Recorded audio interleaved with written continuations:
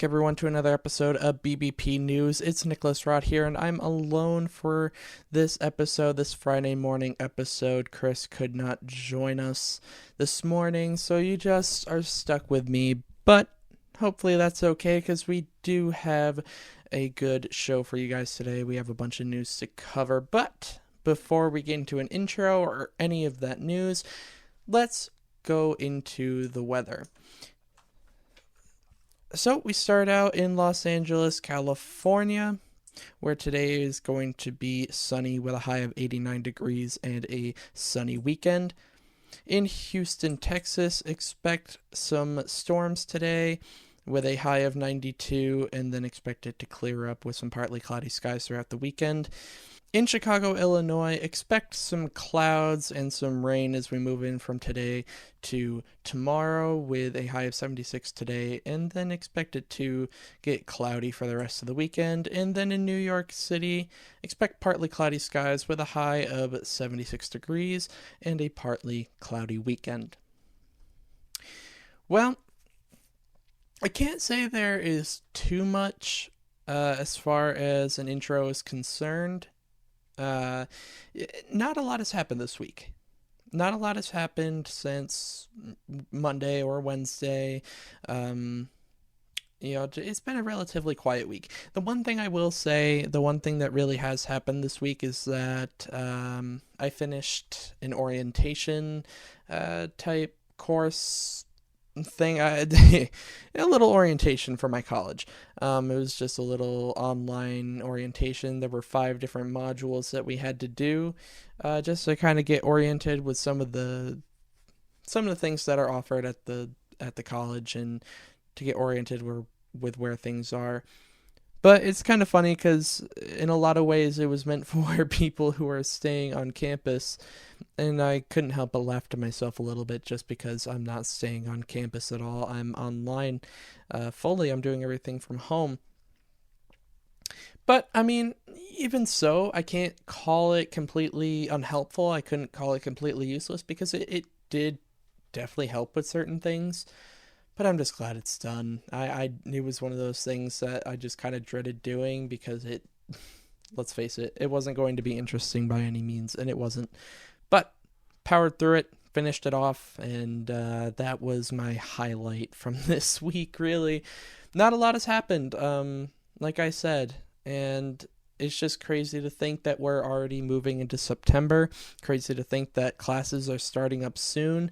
As of the time of recording, I have less than a week before my classes start. I start on the 8th. So I'm just, I said it on Monday, and it's just becoming more and more true as we get closer. I'm just trying to mentally prepare myself for what's to come, because you hear all these things about college and what it's going to be like, but I feel like it's one of those things where people's comments and stories about it never truly live up to the experience,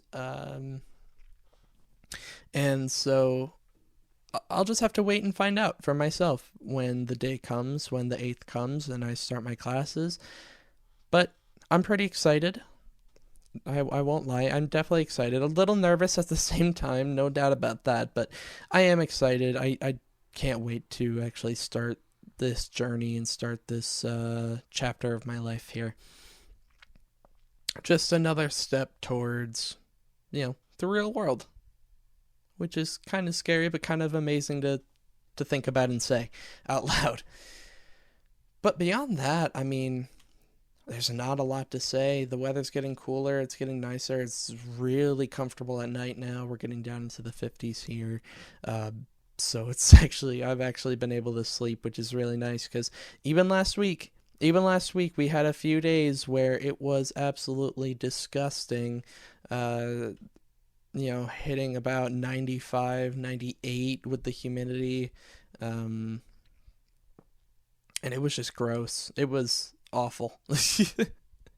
But oh well, we're getting into some cooler weather. We're heading closer to fall, so chances are we'll continue to have some decently cooled off temperatures. One can only hope, because honestly, I'm done with the humidity. I really am. But I don't want to babble about weather and all that for too long because, well, it's weather. But let's jump into the news on that note. So, first off, we want to talk about Hurricane Ida. On Wednesday night, it was a night of destruction because of storms, because of Hurricane Ida, which led to a lot of flooding in the morning. It was a morning of mass flooding for sure. The storm had originally started, had landed on the Louisiana coast, and then it made its way up through the country. And the portion that we're talking about here, it stretched from Wayne, New Jersey to Westchester, New York.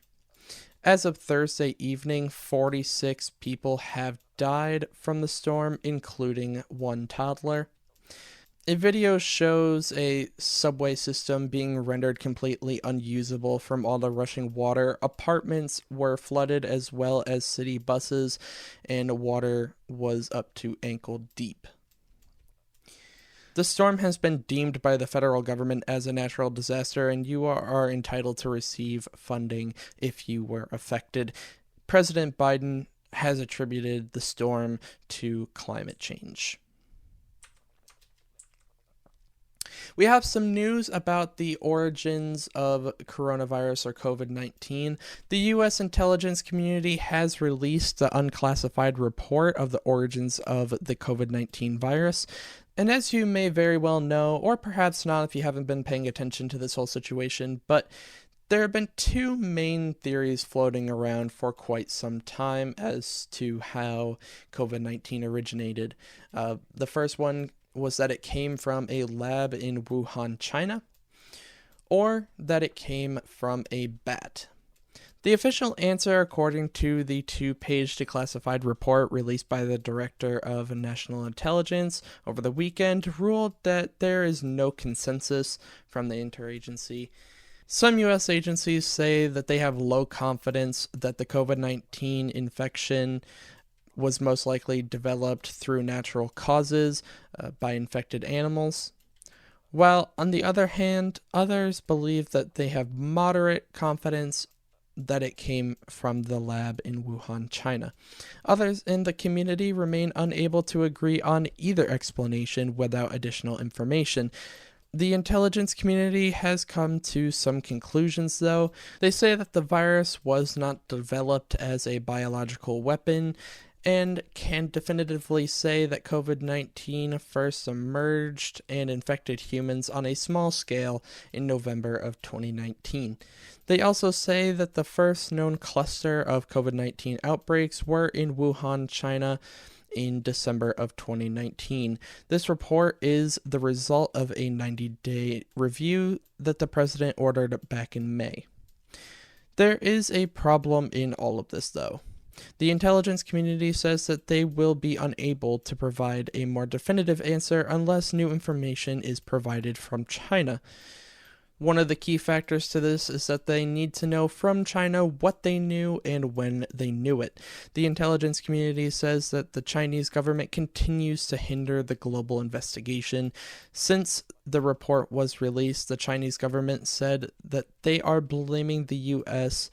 on bias and with the intelligence investigation, all the way to blaming the virus on the U.S. military. Kind of sticking with COVID, we move over to vaccines, and Moderna has joined Pfizer in asking the FDA to approve booster shots for those 18 and older. Moderna has conducted booster shot studies and has submitted all of the required paperwork to the FDA, and they are saying that giving people a booster creates robust antibody responses against the Delta variant. Pfizer has already submitted its paperwork to the FDA asking for a booster to be approved. The White House would like to see the approval completed by September 20th because that's when they want to start giving the booster shots. They want people to get the booster shots 8 months after their final dose of either the Pfizer or Moderna vaccines. The September 20th date is subject to change depending on the FDA's time of approval for the boosters. The decision could come a few days before the target date. That's because the FDA Independent Advisory Panel has just scheduled a key meeting on September 17th to discuss whether or not to approve the booster vaccine for Pfizer. This meeting will be live to the public to watch, and based on the recommendations, the FDA could either approve or deny Pfizer's request for a booster. Moving away from COVID-19 and the vaccines and all that, we go into abortion, and that is because the Supreme Court has allowed one of the most restrictive abortion laws in the country to take effect by simply not doing anything. The Supreme Court did not intervene before the deadline, so the controversial law went into effect early Wednesday morning. A court could still request for an abortion provider to halt the law, but they had hoped that the Supreme Court would rule prior to it taking effect.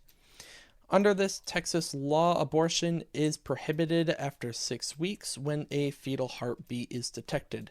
This typically comes long before a woman is even aware she is pregnant. There is no exception for rape or incest in this law, although there is an exception for medical emergencies. This law says that private citizens from anywhere in the country can bring civil lawsuits against anyone who assists a pregnant woman seeking an abortion in violation of the ban. The abortion provider who brought the emergency request asked the justices to block the law while legal challenges played in other courts, arguing if the law actually went into effect, it would immediately reduce abortion access. One is the case out of Mississippi that would ban abortion after 15 weeks, and this is coming up in their next session. Legal scholars say both of these cases are direct challenges of Roe v. Wade, the 1973 landmark ruling legalizing abortions nationwide prior to viability, which can happen anywhere from 22 to 26 weeks of pregnancy. This Texas case is far from over, of course, and we will update you as things unfold. Moving over to border policy, the Supreme Court says that the Biden administration must reinstate a Trump-era policy at the border ASAP. President Trump's policy for asylum seekers must be reinstated. It was officially named the Migrant Protection Protocols, but you most likely know it as the Remain in Mexico policy. This program does not allow any asylum seekers to wait in the United States while their cases are being processed. Instead, they need to wait it out in Mexico.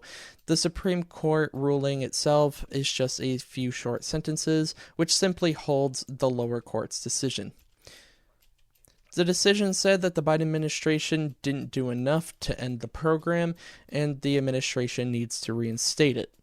When President Trump was still in office, thousands of migrants seeking asylum were turned away at the border under this policy. Shortly after President Biden became president, he suspended the policy, and Homeland Security officially ended it in June. In the lower court ruling that the Supreme Court upheld, the judge said that the administration must make a good faith effort to reinstate the program. But it's not really clear how many people will be affected by this court ruling and how quickly it will happen, since the land borders are currently closed. Now, the Supreme Court says nowhere in its ruling that they can't try to reverse the policy, and the Biden administration plans to do just that. And with that, we have covered all of the main news, so let's move into some rapid news. First, there have been updates to the child tax credit, and you can check out Chris's article over on Medium for all of that information that will be up today. And Senate Minority Leader Mitch McConnell said that there will be no impeachment efforts for the president, as some GOP lawmakers believe that his actions in Afghanistan are impeachable. But now we get into good news, and it's kind of sad that Chris isn't with us this morning, as I actually have two, and one's a bit of an update, okay? So one of these, and I'll tell this one first, it's from a previous episode and a previous good news story that we had on here. If you remember it, it was about a 2-year-old boy and a 99-year-old woman becoming best friends. Throughout the pandemic, 2-year-old Benjamin really didn't have any other kids to talk to, as everyone was staying physically distanced and all of that. So he really didn't have any other kids to talk to. The only people he was talking to and spending time with was his family. So he kind of got separated from the world, you know. But 99-year-old Mary lived across the way, and they ended up becoming really good friends. They first started spending time outside together. They came up with their own games together. She gave him a box of old toy trucks that had originally been her son's. So they became just as close as family, right? They absolutely became best friends. They became family, and now they're celebrating Mary's 100th birthday. Now, this birthday hasn't quite come to pass. That will be in December. However, they're having a party now while the weather's still nice, and they're getting Mary's family together and all of that. And Benjamin will be there, and his family will be there. And just a nice little update to that story. Mary has now reached 100 years old, or is close to reaching 100 years old, and they're celebrating that. Think about that. 98-year difference, and they are best friends. They're as close as family. And that's just, that puts a smile on my face. Like, just thinking about a 100-year-old woman, you know, a 100-year-old person, really, and a 2-year-old person just becoming best friends, becoming family like that, through the circumstances that they did. It's so heartwarming, you know, because when your child's that young, and, you know, I'm not a father by any means, but you hear things, of course, from parents and other people, but when your child's young, you want them to socialize, you want them to make friends, even from that young of an age. And Benjamin really didn't get the opportunity to do that. Um, you know, he didn't get the opportunity to make friends with other children. He didn't get the chance to have that socialization. He was isolated, he was cut off. And so for him to make a friend like that, you know, again, a 98-year age difference, it's incredible. It's so heartwarming to see how people can connect in so many different ways. And I just love that. But that's my update on that story. But I wanted to tell a fresh one also. I didn't just want to leave it at an update to one. So for my other story, it's a nice little quick short one. There is a man who originally lived in Uganda and who eventually moved to the UK, went to school, came here, and was working with children. Worked for an organization that tried to save children who were struggling. Um, he ended up becoming a foster parent, and through the pandemic, while so many other homes were closing and the foster care system was getting overloaded, he opened his doors and he let several children into his care.